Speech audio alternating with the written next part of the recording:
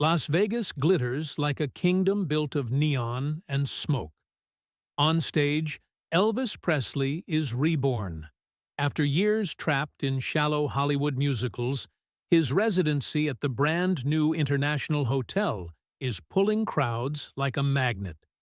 Every night the chandeliers tremble with applause, the king proving he still owns the stage. But away from the spotlight, Vegas speaks a different language. Dice clatter, cigars burn down in heavy crystal, and fortunes change hands in the hush of backroom deals. Here, the real kings aren't on stage. They sit at velvet tables, their power measured in stacks of chips, and the silence of men who owe them favors. One of them, a tycoon feared as much as admired, leans across his glass of bourbon and makes Elvis an offer. Not for a record, not for a tour. $500,000, cash, if the king will sing at his private party. Not as a star, but as an act wedged between magicians and dancers. "Imagine it, Presley," he says, his voice smooth as a blade. "You in my living room, one number in my show, 500,000, yours." Laughter ripples around the table. $500,000 for a few songs. Who would ever say no? The air thickens, the smoke hangs heavy, and every eye turns toward Elvis. What he does next will echo far beyond Las Vegas. Let us know where you're watching from, and we hope you enjoy the story. The summer of 1969 hung heavy over Las Vegas, not just with desert heat, but with the weight of expectation. For Elvis Presley, it was more than a season. It was a reckoning. A year earlier, his '68 comeback special had reignited something everyone thought had burned out. The fire in his voice, the danger in his movements, the raw conviction that had once split American culture in half. The broadcast had been a triumph, seen by millions, but triumph alone could not erase the years he had spent trapped inside the hollow machinery of Hollywood. The films had nearly broken him. Dozens of lightweight musicals churned out in quick succession had drained the respect he once commanded. To the studios, he was less a musician than a bankable grin, a safe investment. By the mid-'60s, critics dismissed him as a relic, an entertainer who had traded the electricity of his youth for technicolor fluff. Elvis knew it. Every time he walked out of a studio lot under the California sun, he felt the shadow of what he used to be pressing against him. The comeback special proved he still had something real inside. But now came the harder task, proving it night after night, without the safety of television cameras or nostalgic framing. Las Vegas offered that chance, and carried its own dangers. The newly built International Hotel was a palace of neon and velvet, engineered to dazzle and devour in equal measure. Its cavernous showroom was unlike anything he had faced before. Over 2,000 seats, a stage wide enough to swallow an orchestra, and a ceiling heavy with chandeliers that glittered like 1,000 watchful eyes. Opening there would mean either cementing his resurrection or exposing his return as a brief flare. Elvis studied the city around him. Vegas was not just entertainment, it was control. Money moved in unseen channels. Hotel executives shook hands with men whose names were never printed, but whose power was carved into every deal. Performers, no matter how famous, were not free. Contracts were chains wrapped in gold. Favors owed could be collected with smiles or with threats. Behind every limousine and champagne glass, there was a ledger. In the weeks leading to his debut, Elvis rehearsed like a man possessed. He wanted no trace of the hollow film star. He wanted sweat, force, truth. His band saw the difference. He pushed them harder, demanded tighter sound, cut through arrangements until each song hit like a hammer. The International's executives, meanwhile, paraded their wealth in front of him, eager to show that Vegas owned even the brightest stars. On one of those evenings, in a lounge upstairs from the showroom, the air thick with cigar smoke and bourbon, Elvis was introduced to a man whispered about more than spoken to. He was a millionaire, a businessman whose reach extended through casinos, nightclubs, and the discreet corridors where real power lived. No one questioned his authority. Even the sharpest dealers and the smoothest singers lowered their voices when he entered. His presence was all charm on the surface, with eyes that measured people the way gamblers measured dice, calculating, cold. At first the conversation seemed routine. Compliments about the comeback special, gestures of admiration for the upcoming residency, an almost paternal tone about the bright new chapter of Elvis's career. The man spoke of contracts, of special appearances, of how Vegas audiences like to be entertained not just on stage but in private gatherings. He laughed easily, but there was an undertone, a testing rhythm in his words, as though he was prodding the edges of Elvis's pride, looking for the weak seam. Then came the turn. "You know," he said, his smile widening, "I'm hosting a birthday party soon. I like to make it memorable. Imagine this, the king himself, not on a public stage, but in my living room. My friends, my associates, seeing you perform just for us. A private show. Not a concert, more of a comedy turn, maybe. Something playful. A surprise. Think of it as being the clown of the night." The word landed like a slap cloaked in silk. A clown. The way he said it made clear this wasn't about music, it was about ownership, about reducing Elvis Presley, who had once ignited riots in auditoriums across America, to an ornament, a toy paraded for the amusement of men who measured worth only in dollars and obedience. Around the table, laughter rose. Some of the guests chuckled, pretending not to notice the sting. Others smirked, their eyes darting to Elvis as if waiting to see how he would take it. To them, it was just part of the Vegas game. Even kings bent the knee when money spoke. Elvis didn't laugh. Inside him, the old wounds stirred, the years of being treated as a product, the endless scripts, the hollow lines. He had fought to reclaim his dignity, to remind himself that he was more than a contract. And now, here it was again, the temptation of wealth offered in the shape of humiliation. The man leaned back, sipping his drink, as though the deal was already settled. "Think about it, son," he said smoothly. "Could be fun, and for the right price, anything is possible." Elvis kept his expression steady, but the room pressed in on him, the chandeliers glittering too brightly, the smoke curling too thickly, the laughter cutting too sharp. For a moment he remembered the boy from Tupelo, the gospel choirs, the nights when music was the only thing that made sense. The boy who had once believed singing was sacred. Vegas was offering him the opposite, money in exchange for his soul. And he knew, with an unsettling certainty, that whatever choice he made in that moment would echo far beyond the walls of the International Hotel. The words still hung in the smoke-filled air, their sting masked by the echo of laughter. Elvis felt the eyes around the table probing him, waiting for the crack, the smirk, the sign that he would play along. But the millionaire wasn't finished. He leaned forward, resting heavy rings against the polished wood, and spoke in the low, deliberate tone of a man who had never once heard the word no. $500,000, he said. The room stilled for a moment, the figure slicing through the noise like a blade.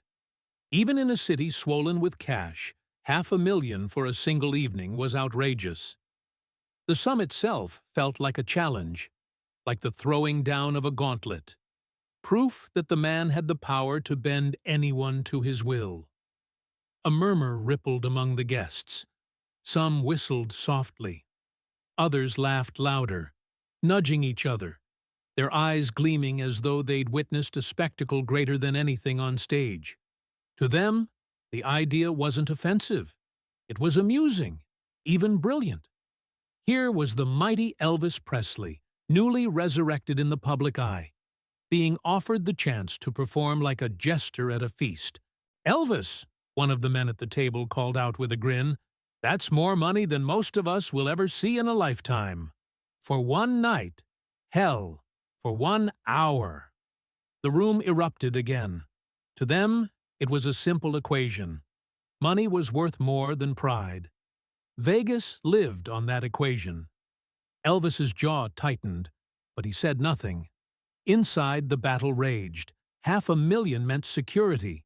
His lifestyle, the endless expenses, the mounting pressure from Colonel Parker, the machinery of musicians, staff, and friends who depended on him, it was a hungry fire that devoured dollars as fast as they came. Parker had drilled it into him for years. Money was the measure of success. Money was safety. And truthfully, Elvis had known lean years too well to ever dismiss it lightly. He thought of Graceland, of the payroll that seemed to grow each month, of the entourage that relied on him. He thought of his divorce from Priscilla looming closer, of lawyers, of headlines. $500,000 could patch cracks, silence creditors, buy time. Across the table, one of his own, one of the Memphis Mafia, the group of friends who orbited him night and day, leaned close and muttered just loud enough. "Elvis, man, it's a joke deal. You'd be crazy not to take it. A few songs, a little fun, then walk away rich. $500,000, just like that." The words stung.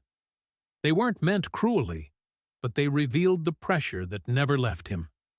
Even those closest often measured his worth in what he could provide, not in what he could preserve.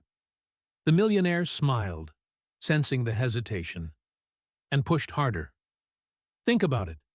500,000, cash. For one evening. You don't even need to sing the whole show. Just a few numbers, light-hearted, make my guests laugh. That's all. Easy money. No one here would blame you for saying yes." The way he said it was almost paternal, as though Elvis were a boy needing guidance. It was the tone of ownership, of command dressed up as kindness. The silence that followed stretched long. Even the clinking of ice in glasses seemed to wait. Elvis's pulse thudded. He knew everyone expected him to cave. Pride was fine for a starving musician. Pride didn't pay hotel bills, didn't fund tours, didn't keep the colonel happy. Pride didn't buy freedom in Las Vegas. For a moment, he wavered. His mind flicked through the endless arguments with Parker, the reminders that his career was fragile, that he couldn't afford to offend powerful men. He saw again the contracts he had signed without reading, the film deals he'd been shoved into, the way he had swallowed humiliation before in silence. The room leaned closer. Guests grinned, waiting for the nod. Even some of his friends looked at him with the pleading eyes of men already counting the cash. But something deep inside him resisted. The same spark that had ignited the comeback special. The same force that had driven a poor boy from Tupelo to rewrite American music. That spark recoiled from the word clown, from the sneering laughter disguised as camaraderie. He had spent years clawing back his dignity. To trade it again now, even for $500,000, felt like death. The millionaire, sensing his pause, chuckled softly. "Don't take yourself so seriously, son. Everyone has a price. $500,000 is more than generous. You sing a few songs, wear a funny hat, make people smile, and you walk away richer than most performers will ever dream of. What's the harm?" Elvis lifted his eyes. Around the table, he saw nothing but expectation. Some men smirked, others waited like gamblers with their bets down, certain of the outcome. Even Parker, standing at the edge of the room, had the look of a man about to pocket his commission.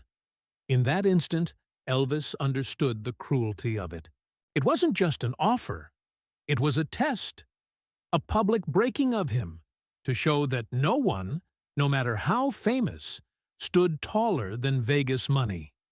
The weight of it bore down on him, and still he held silent, torn between the gnawing hunger for security and the deeper hunger to remain whole. The millionaire smiled wider, raising his glass. "So, what do you say, King? Do you want the crown or the cash?" And the room leaned in, waiting, laughter dying down into a tense hush. The air itself seemed to balance on the edge of his answer. The silence felt endless. Even the hum of the air conditioning seemed to vanish beneath the weight of expectation. Dozens of eyes fixed on Elvis as though he were a card about to be flipped in the middle of a high-stakes game. $500,000 dangled between him and the millionaire like a gleaming hook, baited with pride, shame, and the cold certainty that nobody refused such an offer. Elvis leaned back in his chair. His face gave nothing away, neither amusement nor offense, just that calm stillness he sometimes carried when he was thinking harder than anyone realized. The millionaire grinned, confident, certain the king would bow. But then Elvis spoke, and the tone in his voice was so casual, so disarming, that for a moment it almost sounded like agreement. "You know," he drawled, letting his accent linger like a slow guitar note, "I've been called a lot of things in my time. Some of 'em I earned, some of 'em I didn't. But a clown?" He let the word hang. A few chuckled nervously, unsure if he was playing along. Then came the pivot, sharp as a blade hidden in velvet. "You can buy a man's time," he said, his eyes locked on the millionaire's. "You can even buy his voice if he lets you. But you can't buy his soul. Not mine." The room froze. The laughter stopped cold.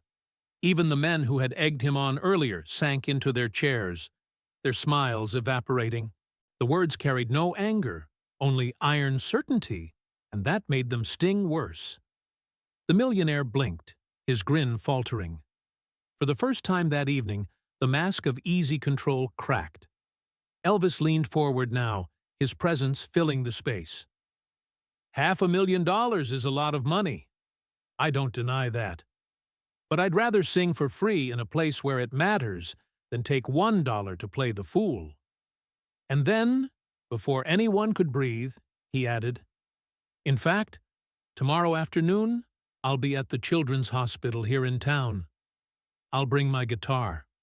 I'll sing for them, for nothing. If anybody wants to see me be a clown, they can come watch me there. But it won't be for laughs.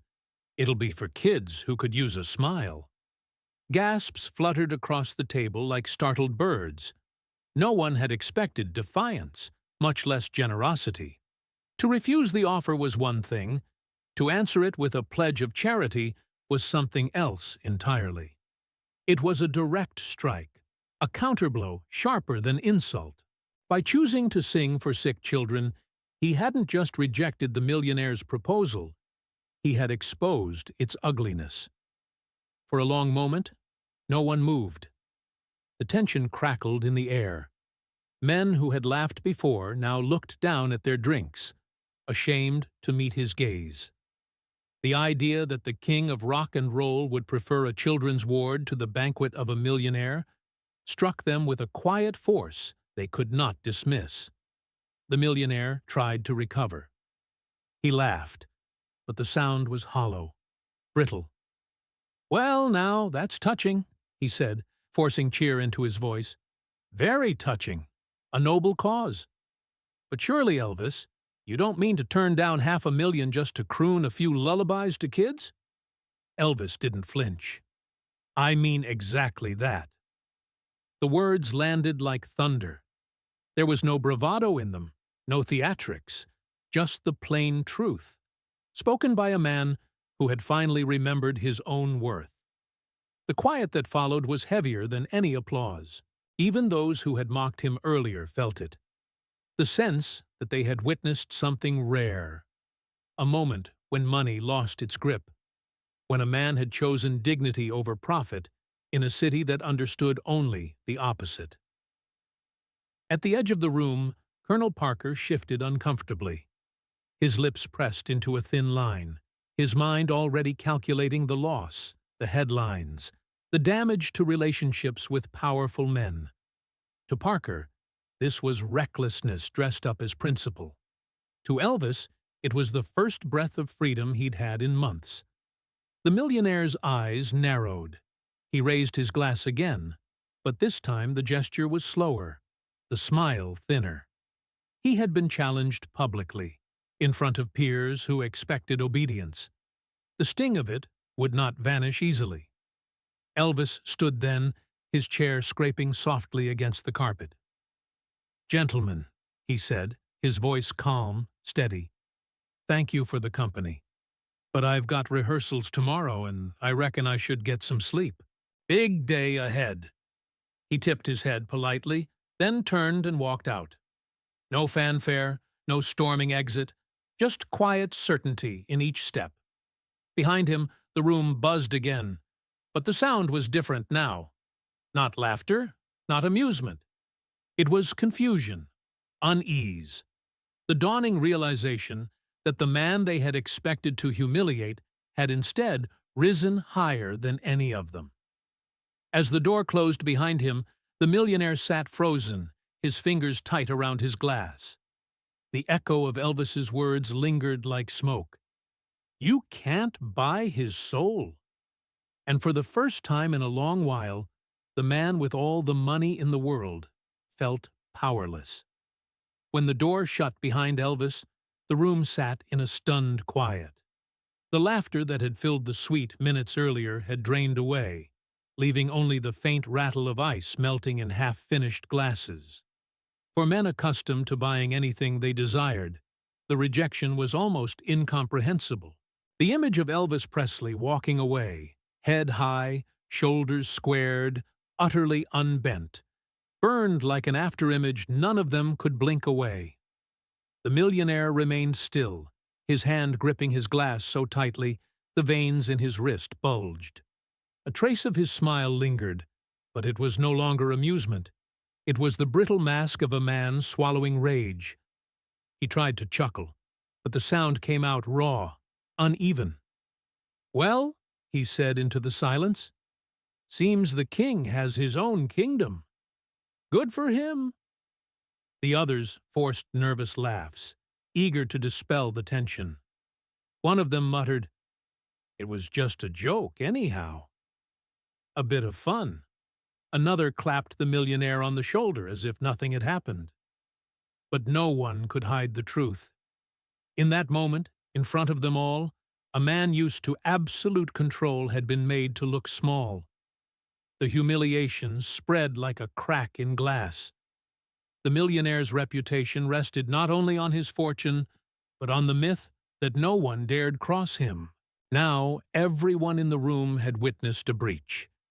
He had extended his hand, and Elvis had slapped it away, politely, gracefully, but unmistakably.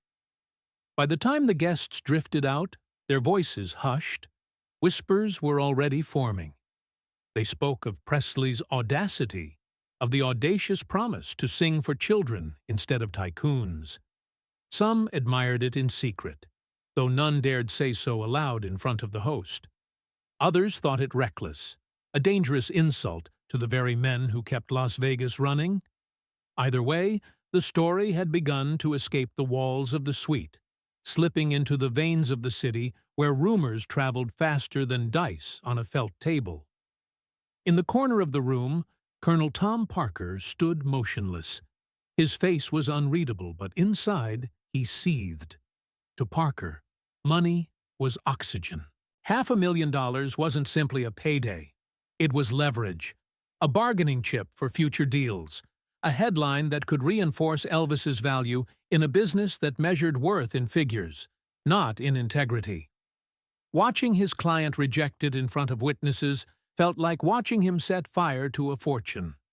Worse, it was Parker's authority that had been undermined. If Elvis could turn down such an offer on a whim, then Parker's grip on him was slipping. When the suite finally emptied, the millionaire stayed behind, staring into his glass. The charm was gone from his face. What remained was the quiet fury of a man planning repayment. Downstairs, Elvis walked the corridors of the International Hotel with a strange calm. His body was tense, his mind restless, but beneath it all lay relief, like air finally drawn into lungs that had been starved too long. For years he had swallowed compromises, nodded through deals, kept his mouth shut when others profited from his silence. Tonight he had chosen otherwise. It had cost him dearly in money, maybe even in safety, but for the first time in a long time, he felt like himself. Still, unease lingered. Vegas was not a city where men like the one upstairs forgot slights.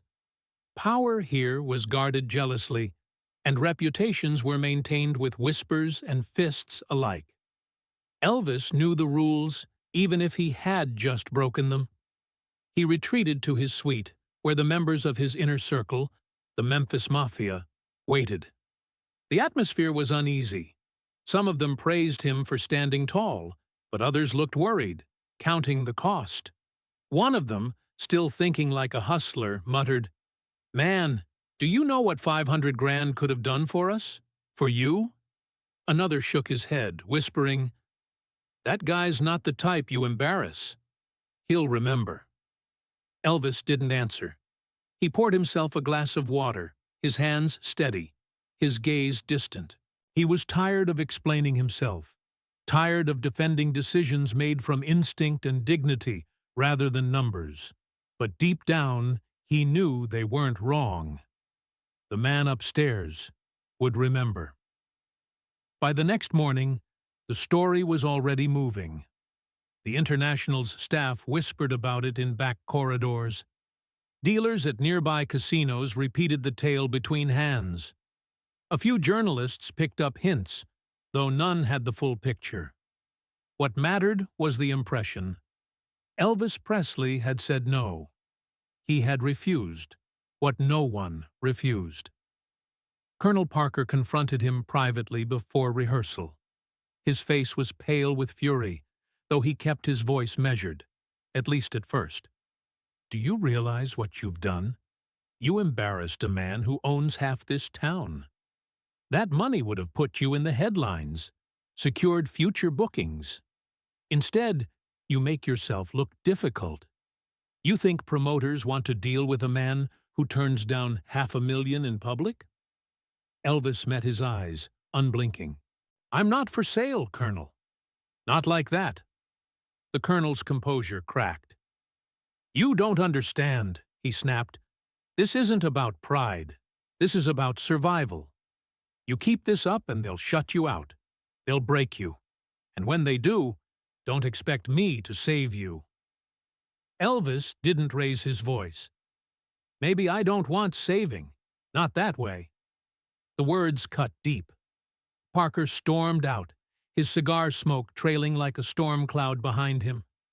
The rift between them had widened, and though neither admitted it yet, something essential in their partnership had shifted that night. That evening, as Elvis prepared for rehearsal, word came from one of the hotel's staff. The millionaire had been seen laughing loudly in another suite, as if nothing had touched him. But those who heard the laughter swore it was the wrong kind, tight, bitter, brittle. Elvis said nothing. He adjusted his guitar strap, looked into the mirror at the sequined jumpsuit waiting for him, and felt the familiar weight of contradiction. To the audience, he would be all glitter and fire, the immortal king. But beneath the rhinestones lay a man who had chosen a dangerous path, the path of saying no to money, no to power, yes, only to himself. And in Las Vegas, that choice never came without consequence. By dawn, The story had taken root in the city like wildfire in dry brush. A single night's defiance, whispered from dealer to bartender, from showgirl to pit boss, was now the tale everyone in Las Vegas seemed to carry. Elvis told him no, they said, voices tinged with disbelief. Turned down $500,000. Said he'd rather sing for sick kids. The details blurred as the gossip passed, but the essence sharpened. The king of rock and roll had humiliated one of the most powerful men in town. In a city built on performance, nothing traveled faster than a scandal. By mid-morning, cab drivers repeated it to tourists, casino employees swapped versions of it over coffee, and backstage crews in other hotels eyed the International's doors with curiosity. Some retold it as comedy, some with admiration, others with pity, but all agreed on one thing. Elvis had broken an unwritten rule. Las Vegas thrived on order, a carefully balanced hierarchy where entertainers, no matter how luminous, performed within invisible boundaries. Wealthy men made offers, and performers obliged. That was the dance. By refusing, Elvis had disrupted the rhythm, and disruption was dangerous in a city where the real power did not sit beneath chandeliers, but in smoke-filled rooms where contracts were inked with handshakes, and debts were enforced without lawyers. The International's management felt the tremor first. Executives who had celebrated Elvis's arrival only days earlier now whispered behind closed doors. His sold-out shows meant money, yes, but money came with risk if the wrong men felt insulted. They knew who paid for the neon, who kept the casinos running, who pulled the strings when problems needed solutions. Those men disliked challenges to their authority, even symbolic ones. By afternoon, hints began to reach Elvis's circle. A valet, who had always been friendly, suddenly warned one of the Memphis Mafia with a low voice, "Tell the boss to tread careful. He stirred the hornet's nest." A cocktail waitress who admired Elvis slipped a note into his hand before a show. "They're talking about you in places you don't want your name." The warnings were subtle but persistent, like shadows stretching across the desert floor as night approached. Even Priscilla, though living separately by then, called from Los Angeles after hearing the gossip swirl into the California papers. Her voice was tight with concern.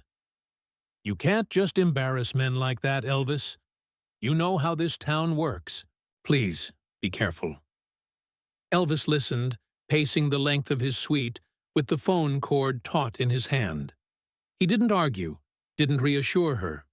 He only said, "I had to, Scylla. I couldn't take their money. Not like that." His voice was calm but heavy, like stone dropping into water. She sighed on the other end, knowing his mind was fixed. The colonel, however, was less forgiving. For him, the whispers were confirmation of his worst fears. He barged into Elvis's dressing room before rehearsal, his jowls flushed, his cane thudding against the carpet. "You think this is about pride," he hissed. "It's about power. You've made enemies who can shut doors you don't even see. And when those doors close, you'll find yourself standing outside with your guitar and no stage." Elvis leaned against the mirror, arms crossed, staring at his reflection. He didn't raise his voice. "I'd rather stand outside than crawl inside as their fool." The colonel's eyes narrowed, but behind the anger there was fear. He had built his fortune on controlling Elvis, on maneuvering him through contracts and deals that served the machine. Now the machine was faltering, and the star himself was steering. As night fell, Vegas revealed its other face. The Strip glittered brighter than ever, neon pulsing, showgirls strutting beneath the desert sky, gamblers leaning over dice with eyes hungry for luck. But beneath that surface, in the private lounges and back rooms, men discussed Elvis not as an entertainer, but as a problem. One casino owner, nursing a glass of scotch, said flatly, "If he gets away with this, others will think they can say no, too." Another nodded grimly. "We can't have that. We own the stage, not the singers." The word respect was tossed around like a weapon. In Vegas, respect was not earned by applause or ticket sales, but by compliance. Elvis's defiance, though moral, threatened the illusion that money ruled everything. If the king of rock and roll could say no, what stopped others from refusing as well? By the end of the week, subtle pressure tightened. A stagehand told Elvis one of the hotel executives had asked if he might smooth things over with the offended millionaire. Maybe a private dinner, a handshake, an apology. Elvis refused. Then another suggestion came, cloaked as advice from a friend of a friend. Why not dedicate a song to him on stage? Just a gesture. It'll cool tempers. Again, Elvis shook his head. To the public, his shows were electric.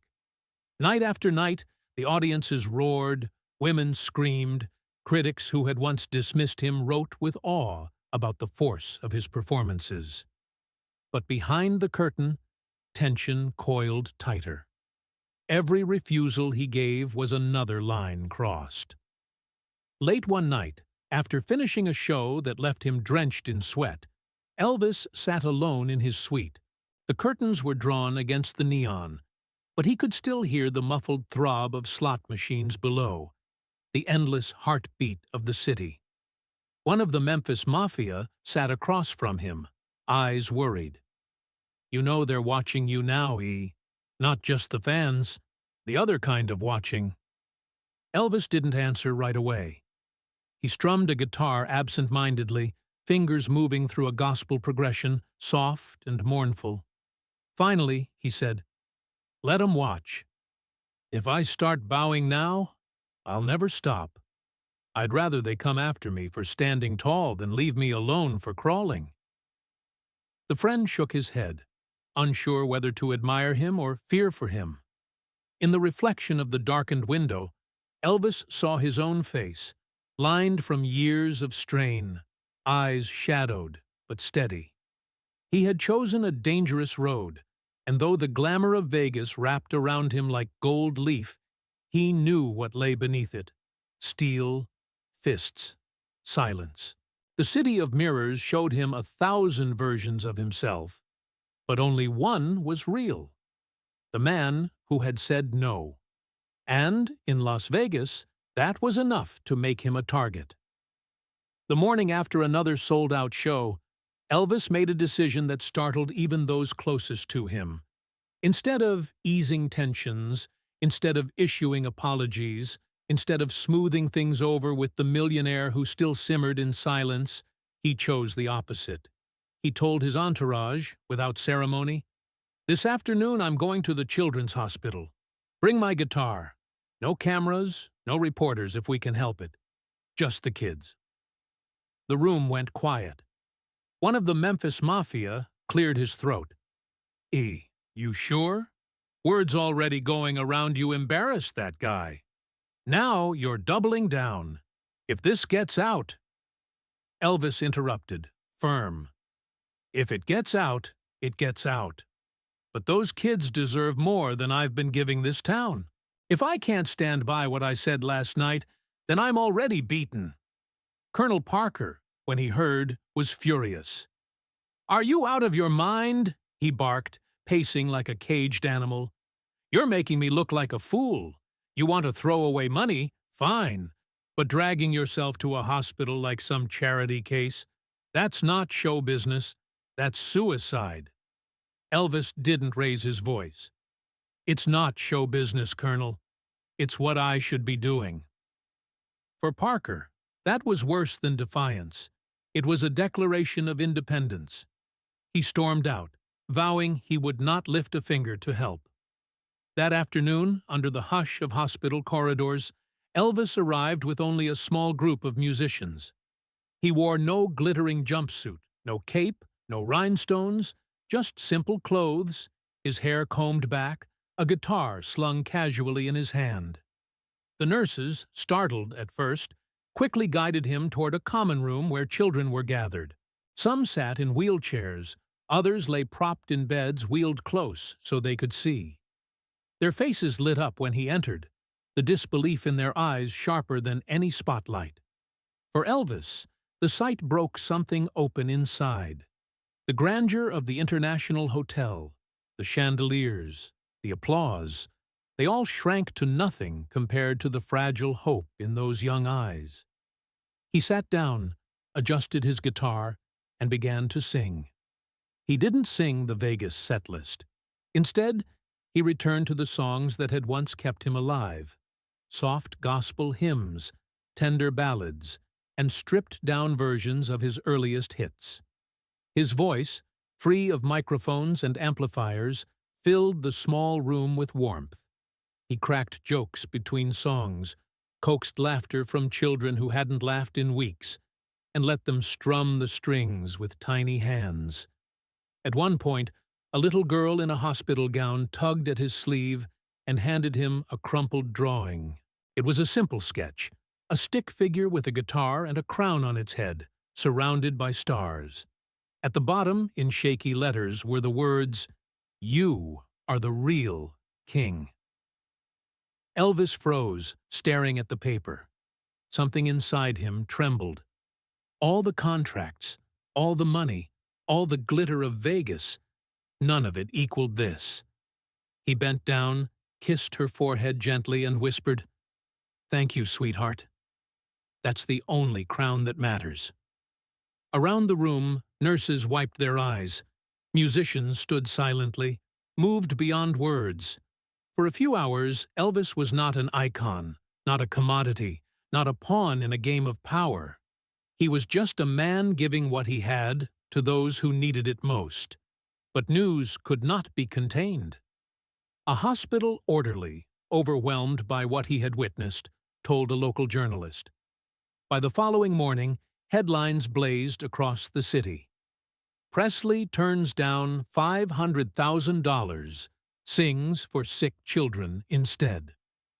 The contrast was too sharp, too irresistible. Newspapers and radio shows painted the story as a modern parable. The star who rejected fortune for kindness. Crowds waiting outside the International cheered louder than ever, holding up clippings of the articles, shouting his name with renewed passion. For ordinary people, it was proof that Elvis was more than a performer. He was human, principled, brave enough to resist what others worshipped. Letters began to pour into the hotel, many from parents thanking him, others from fans who said they finally believed in him again. But for the millionaire and his circle, the humiliation deepened. What had begun as a private insult had now exploded into public disgrace. The press didn't name him directly, but everyone in Vegas knew. The narrative was clear. Elvis had said no, not to money itself, but to a man who thought he could buy him. That was unforgivable. The pressure mounted. Executives pulled Parker aside, voices tight with warning. "He's playing with fire. If he doesn't find a way to mend this, there will be consequences. Serious ones." Parker, now cornered, turned his anger fully onto Elvis. In the dressing room before a show, he hissed through clenched teeth, "You think you're untouchable? You've made a fool of men who don't forgive. Don't come crying to me when they crush you, because they will." Elvis buttoned his shirt slowly, his reflection staring back at him in the mirror. "I'll take that risk. Better to go down standing than to live on my knees." The colonel slammed the door on his way out. That night, Elvis walked onto the stage of the International with a weight heavier than rhinestones pressing on him. He could feel the eyes of the audience, the curiosity, the admiration, and the silent question. Would he keep standing his ground? As the first notes rang out, he glanced at the front rows. Somewhere out there, perhaps in another darkened corner of the city, the millionaire sat, seething. But Elvis had already made his choice. and the choice had reshaped everything. The crown was no longer made of jewels and glitter. It was the paper drawing of a sick child, clutched quietly in his dressing room, and that crown could not be bought, could not be stolen, could not be mocked.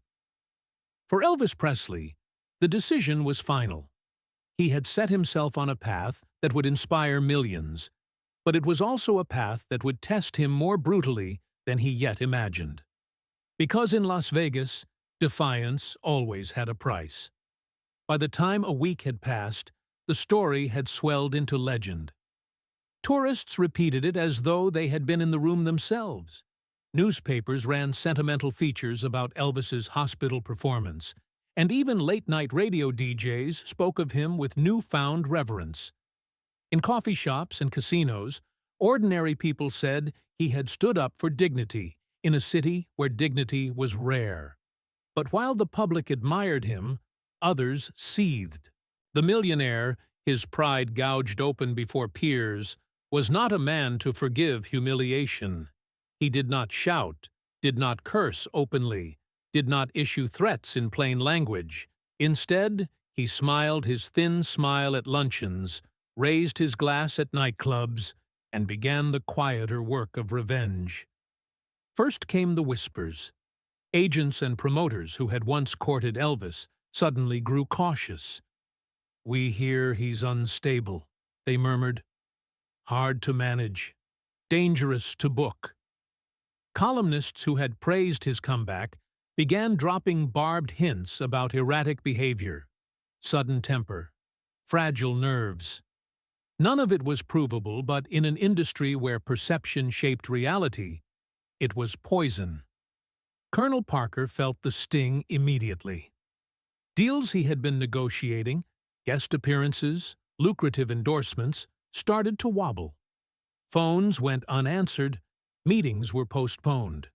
When he confronted contacts, they shrugged with vague unease. "Word is, your boy's a problem." Parker knew exactly whose word it was. In private, the colonel exploded. One night, backstage before a performance, he cornered Elvis with a fury that left his cheeks mottled red. "Do you see what you've done? They're cutting us off. You've made yourself a pariah, and me with you. All because you wanted to play hero in front of a few sick kids." Elvis turned slowly from the mirror where he was adjusting his collar. His face was calm, but his eyes burned. "You don't get it, Colonel. I didn't do it to be a hero. I did it because I couldn't stomach being bought." The colonel jabbed his cane against the floor. "You're not thinking. These men don't forget. They don't forgive. You think you're bigger than Vegas? Bigger than them? They'll crush you. And when they do, don't expect me to stick around."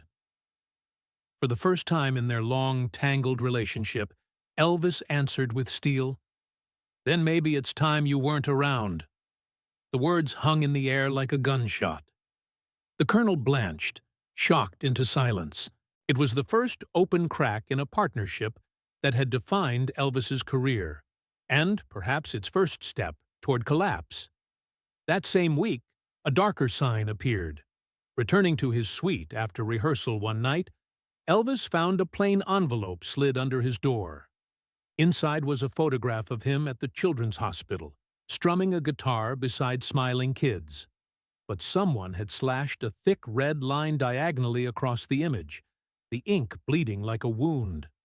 Elvis stared at it without speaking. Around him, his friends murmured uneasily, exchanging looks. One finally said, "This ain't a joke, E. They're letting you know you crossed a line." He set the photo down carefully, as though it might burn him, then sat on the edge of his bed. His hands were steady, but inside he felt the chill of recognition. This was no longer rumor, no longer whispered sabotage. This was personal. Someone was watching him, tracking his movements, sending messages that needed no signature. That night, he barely slept. He paced the suite, curtains drawn tight against the neon glow outside, the silence broken only by the muted hum of the city below. He thought of the children at the hospital, of the little girl's drawing folded safely in his guitar case. He thought of the millionaire's smile cracking, of Parker's threats, of the countless nights he had already spent wondering whether his career was his own or someone else's property. Fear pressed close, but alongside it came something fiercer. Resolve. He had walked too far down this path to turn back. The next evening, he stepped onto the stage of the International with an intensity his audience could feel from the first note. His movements were sharper, his voice rougher with urgency. Fans screamed, clapped, wept, but none of them knew that behind the brilliance lay a man singing as if to prove, to himself as much as to others, that he could not be silenced. Backstage afterward, he admitted to one of his closest confidants, "They're trying to scare me. Maybe they can, but I can't live crawling, man. I just can't." The friend put a hand on his shoulder. "Then hold on, E. Just hold on." Meanwhile, in smoky back rooms far from the stage lights, the conversations continued. The millionaire, surrounded by his circle, downplayed the insult with a shrug, but his allies could hear the venom in his voice. "He thinks he embarrassed me," he said softly, swirling his drink. "But nobody embarrasses me. Not in my town." And so the shadow lengthened. Rumors multiplied, pressure built, and the circle around Elvis tightened with unease. Even as crowds cheered him louder than ever, he knew the truth. Every song he sang was another act of defiance. Every night on stage, a gamble. The children's drawing in his guitar case reminded him why he had chosen this road. The photographs slashed in red reminded him of the cost. Between them stretched a path that would demand everything he had. Las Vegas was watching. And so was vengeance. The tension that had been building in Las Vegas finally converged on a single night.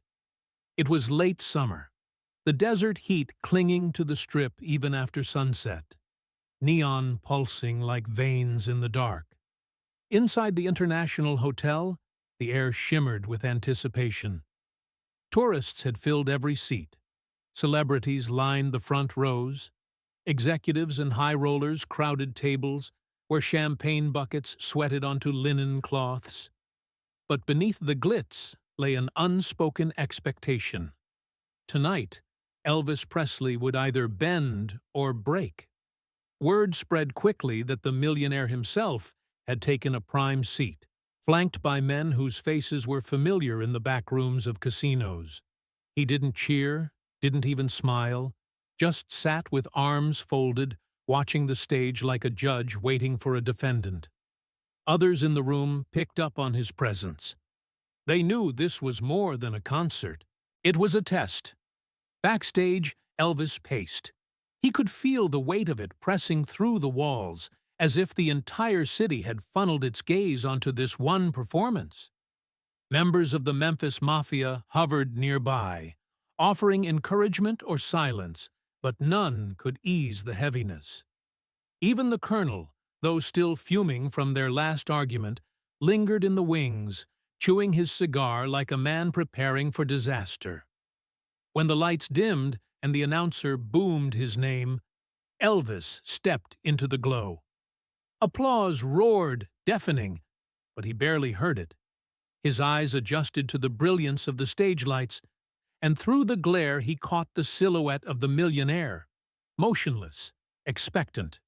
The band launched into the opening number, a familiar hit, but halfway through Elvis shifted gears. He signaled the musicians with a subtle nod, and instead of sliding into the next chart-topping tune, he strummed the opening chords of a gospel song.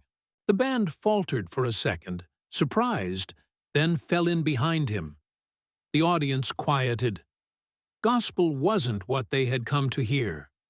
But Elvis's voice, stripped of glitter and sharpened with conviction, filled the cavernous hall with raw power. It was the sound of his youth, the sound of churches in Memphis, of nights when music had been prayer as much as entertainment. One song bled into another, each one drawn not from his Vegas set list, but from the well of his past.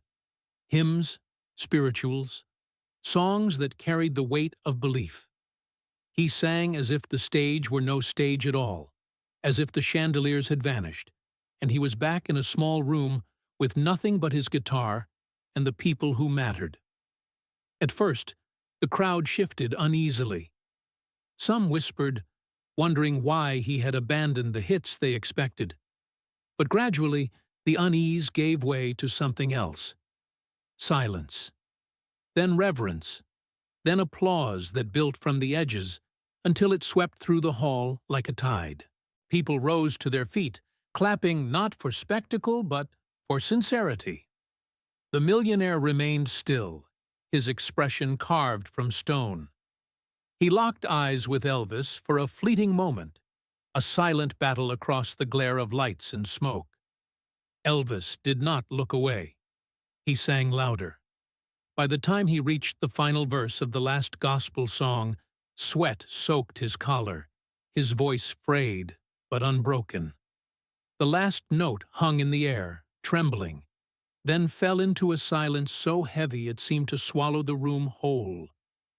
And then the audience erupted.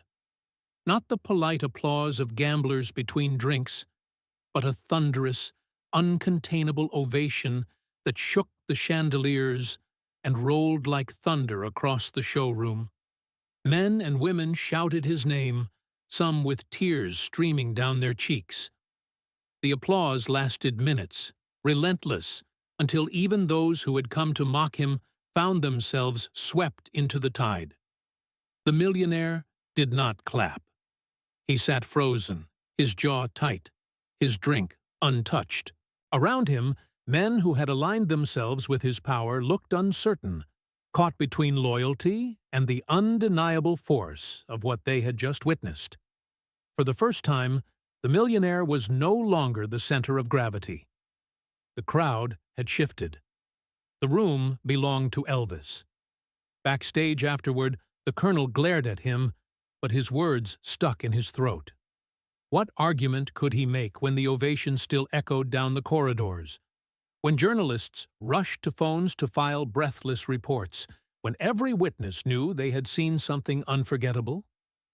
The Memphis Mafia swarmed him, some pounding his back, others just staring, speechless. One finally muttered, "You did it, man." You stared him down, and you didn't blink. Elvis smiled faintly, but his eyes were tired. Didn't do it for him. Did it for me. Later that night, alone in his suite, Elvis replayed the performance in his mind. He thought of the millionaire's face, stiff with defeat, and of the audience rising to their feet as though carried by one voice. He thought of the gospel songs echoing through a casino showroom, reclaiming a part of himself that had been buried under rhinestones and contracts. The city outside glittered, restless and loud, but in his room the silence felt sacred.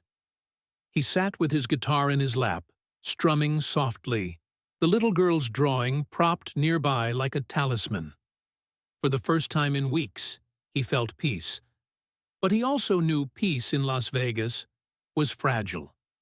He had won the night, but victory here was dangerous. The millionaire would not forget. The colonel would not forgive. And the city itself, with its endless hunger for control, would never stop testing him. Still, for one night, he had been untouchable. For one night, truth had drowned out money. And for one night, the king was truly his own. Morning crept into Las Vegas with the usual violence of neon giving way to sun. The Strip looked different in daylight. Garish signs dulled, cigarette butts scattered across sidewalks, the glamour stripped bare to steel and concrete. In hotel lobbies, gamblers slumped asleep in chairs, and waitresses carried trays with the exhaustion of another endless night. Yet even in this weary light, one story cut through the city's noise. The night before, Elvis Presley had shaken the International to its foundations. By breakfast, newspapers were already on doorsteps. The headlines blared with awe. Presley defies Vegas with gospel power. The king refuses to bow. Crowd roars as Presley sings from the soul. Some stories repeated the legend of the millionaire's insult, though his name remained unprinted. Everyone in town knew who it was. What mattered was the narrative. Elvis had rejected fortune, faced down power, and emerged stronger. At the children's hospital, where he had sung days earlier, nurses read the news aloud to the wards. The children beamed, pointing to the photographs of Elvis on stage, sequined but defiant. "That's him," one boy said proudly, as if he'd known Elvis personally. "That's the man who came here." A little girl, her hair thinned by treatments, clutched her sketchbook tighter. She had drawn another picture, brighter this time, with Elvis standing taller than the casinos, a crown floating above his head. One of the doctors promised to send it to Graceland.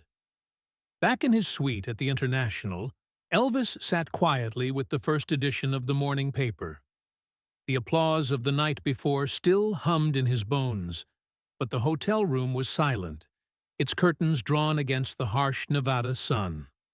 On the table beside him lay two objects: the child's original drawing from the hospital and the photograph that had been slid under his door, slashed through with red ink. Side by side, they told the truth of his world: love and threat, devotion and danger, light and shadow locked together. He picked up the newspaper, scanning the words. Reporters spoke of triumph, of redemption, of a king restored to his throne. Yet he felt no triumph. He felt only a quiet resolve, a reminder that what he had defended on stage was not a crown, but a soul. One of his closest aides entered the room, holding an envelope. "Letter for you, E," came through the hotel desk. Elvis took it, opened it carefully, and unfolded the paper. The handwriting was uneven, the words simple. "Dear Elvis, I heard on the radio that you said no. My mama said that means you're a hero. I think so too. Please don't ever stop singing for people like us. Love, Tommy." Elvis read it twice, then set it down gently. For a long time he stared at the words, his lips moving silently, repeating them as though they were lyrics to a song only he could hear. His eyes glistened, but his face remained calm. He rose, walked to the balcony, and stepped into the morning light. From there, he could see the Strip stretching into the desert, casinos glittering even under the sun, each one a monument to money, power, and illusion. The air smelled of asphalt and stale perfume, faintly tinged with the ever-present smoke of the city's hunger. He thought of the millionaire, still licking his wounds somewhere below, surrounded by men who measured life in profit and submission. He thought of Parker, already plotting how to spin the headlines into contracts and control. He thought of the crowd that had risen for him the night before, ordinary people who had felt, for a brief hour, the raw truth of music unchained from spectacle. And he thought of the children, their laughter echoing louder in his memory than any ovation. The paper crown in the drawing mattered more than jewels. The words in Tommy's letter mattered more than contracts. These things could not be bought, could not be taken away by rumor or threat. "Money disappears," he murmured, almost to himself, his voice soft but steady. "Music doesn't." The wind tugged at the curtain behind him, and for a moment the glittering strip below looked small, fragile, as if all its neon could vanish with the flick of a switch. He felt the weight of fatigue in his bones, the ache of years spent pulled between glory and chains.